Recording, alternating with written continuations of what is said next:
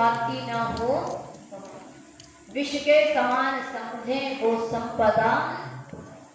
अब तो पराई आ जाए,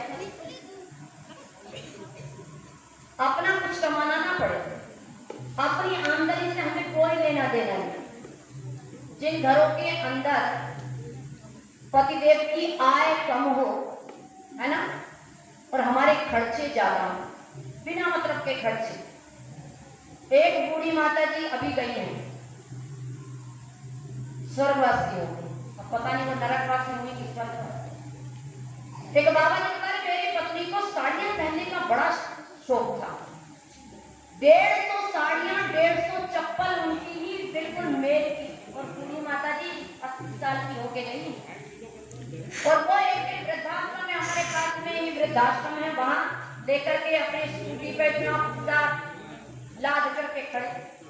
मैंने कहा बाबा जी क्या बात, अभी तो कल परसों तो आपकी धर्मपत्नी का शांति है तो हमने कराया, आज आप यहाँ कैसे खड़े हो? मैंने कहा कुछ दान वान करने आए हैं। तो वो कुछ नीचे सा मुंह करके बोले हाँ कुछ दान करने। मैंने दान क्या करने आए हैं? बोले मेरी पत्नी की 150 साड़ियां रखी थी, उनको लेकर के आया हूँ, यहाँ पर देने आया हूँ। देखो ये चप्पल, 150 चप्पल। विचार करना उनका कितने लोगों का भाग उसने संजो करके रखा हुआ है। एक नियम है, एक सिद्धांत है, हमारे आचार्य वीरेंद्र शास्त्री जी हैं सहारनपुर से, वो कहा करते हैं कि आमदनी कम और खर्चा ज्यादा। आमदनी कम खर्चा ज्यादा ये मिटने का तरीका है, और ताकत कम है ना, ताकत कम और गुस्सा ज्यादा ये क्या है?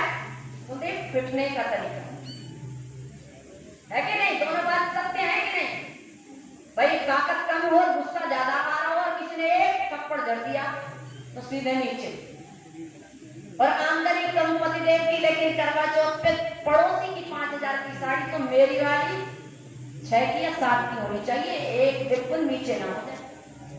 ये नहीं सोचा कि अरे वो की तो अलग ढंग की आमदनी, मेरी आमदनी अलग ढंग की है।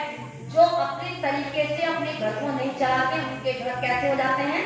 बिगड़ जाते हैं, बिखर जाते हैं। उन घरों के अंदर कलह होती है, अशांति होती है। लेकिन वो सारी चीजें हमें नहीं करनी, हम उन पर कोई विचार करते ही नहीं है, हमें विचार करना चाहिए। अगर इस तरीके से आप व्यवहार नहीं करेंगे, अपने घर परिवार को चलाने की बात नहीं करेंगे, तो कभी भी आप अपना उद्धार नहीं कर सकते हो। ये विचारणीय बात है कि आपके ऊपर निर्भर करता है, क्योंकि घर किसका नाम है? गृहिणी गृहम इत्याहु।